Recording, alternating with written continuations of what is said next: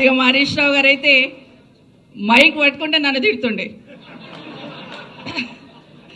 మాకు home minister ఇచ్చున్నారు, నెత్తి మీద టోపీ లేదు, చేతిలో లాఠీ లేదు అని తిడుతుండేమో అంటే మళ్ళీ లోపలికి వచ్చి అక్క ఎట్లన్నా కానీ ఇట్లా ఉద్యమం నడిపిస్తున్నాం చూడు, జర చూసుకో అని చెప్తుండే నాకు. సో నిజంగా సంతోషం అనిపించేది. ఆ తిట్టులో కూడా నాకు ప్రేమ కనిపించేది. ఎందుకంటే నా తమ్ముళ్ళు నన్ను తిడుతున్నారు, నా వాళ్ళు నన్ను తిడుతున్నారు, ఖచ్చితంగా ఉద్యమంలో విజయం సాధించాలని ఆరాటం ఉండేది. ఒకరోజు రాత్రి 10 గంటలకు వచ్చారు, దండుని వేసుకొని వచ్చాడు ఇంటికి.